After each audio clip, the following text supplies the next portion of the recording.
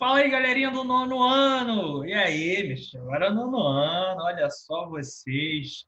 Chegamos na final, no momento derradeiro do ensino fundamental. Agora é um ano, gente, para vocês, de uma importância central. Quem for fazer prova, eu já quero começar assim. Vamos botar trabalho para correr. Quem for fazer prova, vai fazer um Cefet, uma Faetec, um Pedro II, vai fazer um colégio naval, isso é um ano importantíssimo de decisão para vocês para várias coisas. E eu quero ser, nesse sentido, um camarada que vai estar ao lado de vocês nesse processo todo. Então, na preparação das aulas, vou estar sempre trazendo coisas nesse sentido, a importância que uma história é aplicada nessas provas, etc. Então, além disso, quem tiver dúvida, questões com esses elementos, vamos discutir, vamos junto, beleza? No nono ano tem coisa pra caramba e coisa muito maneira. Olha, acho que de todos os anos de ensino fundamental, o ano mais, assim, que chama a atenção dos alunos, mais interessante, porque a gente estuda no nono ano, fundamentalmente, o século XX. Então, primeiro tema, Primeira Guerra Mundial. E daí vai, Guerra Mundial, vem fascismo, vem nazismo, Segunda Guerra, Guerra Fria. No Brasil é o período republicano, Primeira República, Vargas, ditadura, Jango, estou misturando já tudo. Então a gente estuda a história mais recente, mais quente, mais próxima da nossa realidade, do nosso presente. Isso aí é, assim, chave para uma boa interpretação, inclusive do nosso mundo. Real é essa. Então, assim, vão ser temas muito bacanas, muito interessantes. Eu estou muito feliz por poder rever vocês, estou com saudade. Tá? A gente já não se rever um bom tempo, ainda que não nas condições como antes, adequadas, aquela condição normal que a gente tinha, mas vamos ter aulas presenciais. E eu já vou colocar de antemão para vocês. Pega a dúvida, anota no caderno. Pô, eu não entendi bem isso, não entendi bem aquilo. A gente vai fazer uma revisão dos pontos centrais, dos pontos mais importantes do oitavo ano.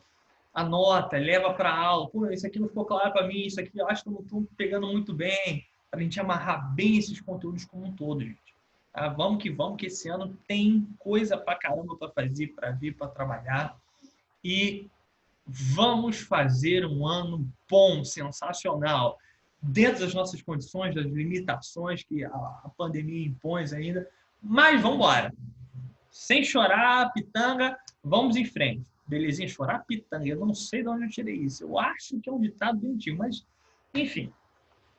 Belezinha? Anota, mas só para amarrar esse ponto, anota, porque você pode esquecer, cara, aí chega na hora, eu tenho até uma dúvida, não lembro. Eu, às vezes, também levanto, vou na cozinha, buscar alguma coisa, chegar na cozinha, eu não sei mais o que eu fui fazer na cozinha, e volto, sento, sem saber por que levantei. Parece correr de cabeça, né? Mas, enfim. Então, a gente vai amarrar alguns pontos, vamos fazer uma revisão introdutória, ao nono ano, dos pontos centrais do oitavo, do que é mais importante. Porque eu diria para vocês, gente, a história é quase como um filme, uma série. Tá? Tem certos trechos que, se você perder, você não consegue entender a trama como um todo. Não vai fazer sentido para você. E assim também é conhecimento histórico. Tem certas etapas, certos momentos, processos. Se você não entender legal, você não vai entender o porquê dos outros. E aí o resto vai começando a ficar meio torto. Então, por isso que a gente vai amarrar muito bem essas coisas para fazer uma discussão boa, para trabalhar bem esse ano, que tem tudo para ser um ano bom. A gente vai fazer ele ser bom. Tá? Então, vou deixar para perguntar várias coisas pessoalmente para vocês. Aproveitar que agora a gente vai ter esse momento. Mas, ainda assim, espero que as férias de vocês tenham sido boas, dentro das limitações, tenham sido razoáveis, que vocês tenham conseguido descansar, mais relaxados para começar esse ano que, ó, é o último ano tão grande, galera. Vocês não são mais criancinha, não. Ano que vem, ensino médio. Garotada, o tempo voa, quem diria, hein? Deixa eu jogar já uns slidezinhos aqui pra gente já começar a brincar, ser feliz. Espera aí, um minutinho, vamos lá. Onde bota aqui? Cadê? Esse negócio às vezes me atrapalha. Espera aí, galera, só um minuto. Tcharam! Bem-vindo ao Nono ano. Olhando agora, engraçado, olha só, bem-vindo ao nono ano, eu boto a imagem da Primeira Guerra Mundial. Mas vamos imaginar, vamos incorporar um espírito, caramba, nono ano é ano de guerra, agora a gente vai crescer, vamos fazer coisa pra caramba boa. Mas, claro, é a imagem escolhida para fazer relação ao conteúdo, de onde a gente já começa. Então, bem-vindos a esse último ano do ensino fundamental. Vamos que vamos. Dúvidas, questões, agora a gente vai ter os nossos momentos presenciais. Me procura, a gente está junto para fazer o melhor do melhor. Beleza? Esse é o espírito, essa é a pegada. Ótimo. Mas vamos refrescar a cachola, mente, com alguns pontos centrais do oitavo ano, que são indispensáveis para entender o século XX, que é o que a gente estuda no nono. Tá? Então vamos lá.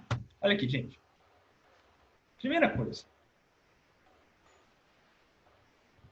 Inclusive o Fluminense vai muito bem, obrigado. Quem diria? Vamos dar Libertadores. Vamos para Libertadores. Vocês vão, como diria o velho Zagallo, vocês vão ter que me engolir. O que faz o oitavo ano? Qual a tarefa do oitavo ano? Entender cronologicamente o final do século XVIII e o século XIX. Isto é, a formação da idade contemporânea. Em outras palavras, entender como a burguesia, sob sua liderança, como a burguesia derruba, destrói o antigo regime, constrói a sua sociedade, a sociedade burguesa, a sociedade capitalista. Esse é o ponto básico para a gente. É o pulo do gato. O gato está vendo aqui, o gato andando, o gato. Esse é o pulo do gato. Galera, o oitavo ano estuda essencialmente a formação do capitalismo e sua consolidação. A formação, a consolidação e a expansão. A gente viu que essa sociedade mercantil avançou no século XVIII, mas faltava para a burguesia o que ainda? Tomar o poder político. Fazer as revoluções. E a gente tem dois processos fundamentais que inauguram a idade contemporânea. A Revolução Francesa, que é um ponto de vista mais político, e a Revolução Industrial, do ponto de vista econômico. Que esses dois pontos têm em comum? A burguesia toma o poder e vai passar a destruir a sociedade do antigo regime, a sociedade de corte, a sociedade dos privilégios de nascimento, a sociedade do absolutismo, do mercantilismo. Ela vai destruir essa sociedade e formar a dela. E por isso que esses conteúdos têm muitos pontos em comum para a nossa história hoje. Porque vivemos numa sociedade capitalista, então temos muitas heranças disso. Então, esses pontos foram centrais no nosso esforço de reflexão histórica no oitavo ano. E, claro, a América, nesse período, final do século XVIII, século XIX, o que está rolando? As independências, a crise da colonização.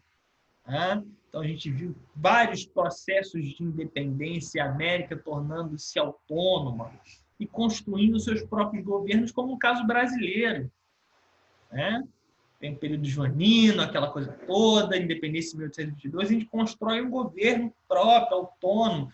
É um período imperial do Brasil. O Brasil foi um império, uma monarquia. A gente estuda, no oitavo ano, toda essa trajetória até a proclamação da República. Olha a importância, olha quanto tempo, olha a margem de tempo, cara, entre uma coisa e outra. Quantos pontos importantes a gente não trabalha, Isso aí tem que estar bem alinhado na sua mente. O esforço que isso representou para a gente. E vamos retomar os pontos centrais para vinculá-los bonitinho a tudo que a gente vai estudar no nono ano. É nós mole. Então, tipo, quando eu preparei essa aula, é mais quase, sabe aqueles programas de final de ano? Retrospectiva do ano. Os melhores momentos. No caso de 2020, os piores momentos. Então, peguei várias imagens que são muito ilustrativas para a gente do que a gente estudou e os pontos que a gente tem que estar relembrando, refrescando a memória para entender o século XX. Nono ano estuda século XX, os anos 1900, que é o período mais cheio e rebuscado da história em termos de acontecimento, cara. Então tem muita coisa interessante para a gente ver e trabalhar. Beleza? Belezinha, belezinha, tudo nosso. O que vocês estão vendo aí? Essa sociedade de corte reunida, os membros da alta sociedade, nesse caso, os filósofos. Um dos primeiros temas do 8º ano é justamente o iluminismo. Porque a nossa tarefa no 8º ano não foi entender as revoluções burguesas. Como a burguesia tomou o poder do antigo regime, destruiu o antigo regime e consolidou e instaurou a sociedade capitalista? Sim. Só que ninguém faz isso sem ideias, sem ideologias. E a burguesia revolucionária tira as suas reflexões, a base do que ela quer, e como quer, e o que vai fazer, do iluminismo. Olha a importância disso. O iluminismo foi um movimento filosófico, político, de crítica ao antigo regime, contra o antigo regime, lá no século XVIII. E as bases que esses caras pensaram e refletiram têm importância até hoje. Quando a gente olha o nosso país, o Brasil, o que a gente tem? Por exemplo, tripartição dos poderes. O poder político no Brasil é dividido entre executivo, legislativo e judiciário. É uma ideia do seu Montesquieu, iluminista. Quando a gente pega a Constituição brasileira, é a Constituição de vários países, ou seja, um conjunto de leis, um parâmetro de leis que vai ordenar o país. Quem consolidou, afirmou que isso era uma coisa muito necessária e indispensável? John Locke, Rousseau. Olha o iluminismo aí no nosso dia a dia. E entre outras ideias, federação, liberalismo econômico, que está toda hora sendo discutido, e volta e não sei o quê. Adam Smith. Então, os impactos, as referências são muito ligadas ao nosso presente, porque a gente vive na sociedade burguesa ainda. A gente vive no capitalismo. E o que esses caras estão pensando de crítica, de rejeição ao antigo regime, vão servir de base para a consolidação da sociedade burguesa do capitalismo. A burguesia que vai fazer as revoluções burguesas vai pegar essas ideias e aplicar. Porque eram ideias críticas, antagônicas, contra o antigo regime. Olha a importância chave disso, cara. Para a gente entender um catatal de processo. Nossa, catatal. Estou ficando velho. Catatal. Vários processos. Tá? Então, todos os pontos de reflexão dessa galera iluminista, tá? São contra o antigo regime. Quando Montesquieu fala da tripartição dos poderes, ele está contra o absolutismo. Quando Rousseau, John Locke falam de contrato social, de constituição, de direitos básicos do homem, estão contra o absolutismo. Quando Rousseau fala que todo homem nasce igual, ele está contra a sociedade estamental, aquela divisão dos privilégios de nascimento, que era o que marcava o antigo regime.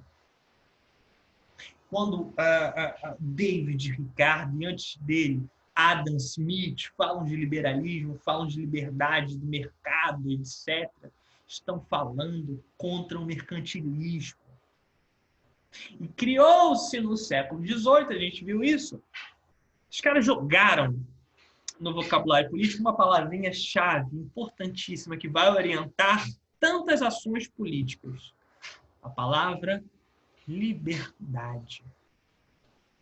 A burguesia assumiu para si essa palavra. Falou, eu sou a liberdade. Eu luto pela liberdade. E vai trazer o povão junto com ela para derrubar a Bastilha e fazer uma Revolução Francesa e nas revoluções que vão se seguir depois. Claro, a gente viu isso no passado. Mas na frente, esse povão que fez aí, por exemplo, vocês estão vendo a imagem, a queda da Bastilha, que foi o estopim da Revolução Francesa, que começou em 1789, a maior revolução burguesa até então, que realmente, bicho, ela é o ponto de virada. Não à toa a gente conta a história a partir dela, inclusive. A época moderna, do século XV até o século XVIII, exatamente no início da Revolução Francesa e depois dela a época contemporânea que está aí até hoje. A Revolução Francesa é um marco.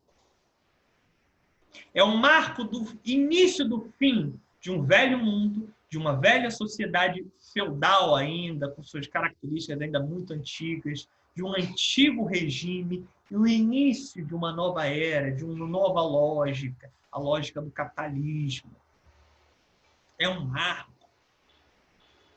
E a palavra de ordem, a propaganda que se fez, liberdade, igualdade, fraternidade. Olha a luta da burguesia aí. Tá? Como a gente disse, mas daqui a um tempo, esses trabalhadores, esse povão que teve junto com a burguesia, vai entender que essa ideia de liberdade, igualdade, fraternidade era bem para todo mundo. A burguesia queria isso mais para ela. Mas, enfim, é outro debate. Tá? O que se tem, portanto, o que a gente tanto estudou no passado, foi entender todos esses processos de dissolução da época moderna, do antigo regime, para o início da época do capitalismo. E disse a vocês sistematicamente: poder não se dá, não se empresta, não se doa. Poder político, e sobretudo, se conquista. A burguesia, quero mostrar essa charge aqui, precisava derrubar o antigo regime, precisava tomar o poder da velha classe nobre, dos nobres, duques, aquela gente toda, porque a sociedade era dividida assim, ó. A sociedade estamental do antigo regime, ela era baseada em privilégios de nascimento. Primeiro estado, clero, segundo estado, nobreza, terceiro estado, todo mundo. O que dividia essa sociedade? É a grana, como hoje? Isso é coisa do capitalismo, é coisa da burguesia. Hoje a nossa sociedade se divide pelo dinheiro. Quem tem grana, quem é burguês, tem os meios de produção, tem riqueza. E quem não tem, tem que trabalhar, trabalhador. Burguesia, trabalhador, proletariado. A divisão do nosso lugar na sociedade hoje, na sociedade capitalista, está baseada no dinheiro. Quanto de dinheiro, quanto de recursos você tem, vai determinar em que posição social você está. Nessa época, não. O dinheiro não dividia a sociedade. Tanto que a burguesia está no terceiro estado, e às vezes ela tem mais dinheiro que alguns nobres. Só que não tem os privilégios dos nobres. Porque é uma sociedade baseada na divisão estamental. Olha como esse processo é importante. E a sociedade estamental era muito difícil, porque ela não tinha mobilidade social, ou seja, não tinha essa coisa do camarada nasce no terceiro estado e termina no segundo, no primeiro. Isso não existia na época. Porque o que determina a sociedade estamental, a sociedade do antigo regime, essa sociedade que a burguesia lutou para derrubar, é o nascimento. E ninguém tem como mudar o nascimento. Para você ser um duque, para você ser um conde, para você ser um bispo, você tem que nascer naquela família, cara. Tem que ter sangue azul. Nessa época, você não compra título de nobreza. Olha, eu tenho muito dinheiro, eu vou comprar o título de visconde. Isso não existia neste período. E só tem privilégios, só está junto com o rei. Não paga imposto quem é do primeiro e do segundo estado, quem é clero, quem é nobreza. O resto está de longe. Olha como foi chave essa luta. E a burguesia entendeu, e essa é a grande charge da Revolução Francesa, que é, ela, terceiro estado, carregava nas costas os outros dois, o clero e a nobreza. Ela entendeu, esse terceiro estado, liderado pela burguesia, que precisava se livrar desses outros dois que não pagavam impostos, que tinham todos os privilégios, que não trabalhavam, porque a burguesia tem o poder econômico no século XVIII. Ela é muito poderosa, mas não tem o poder político. Só que ela precisa, essa sociedade já está atrapalhando ela. Ela precisa se livrar da velharia, ela precisava se livrar do antigo regime. E construir a sua sociedade.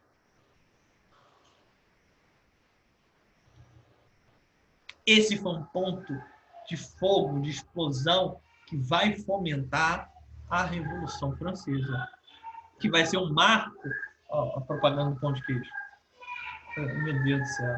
É só se pegar uma aula, começar a gravar, passa alguém, essas propagandas assim. Então, essa burguesia precisava tomar o poder. E as revoluções que vão se seguir são todas... Por isso que eu marquei muito isso com você no início, porque tudo que a gente viu no oitavo, né? A burguesia contra o antigo regime, toda hora contra o antigo regime. Então, eu precisava entender muito bem isso para amarrar bem.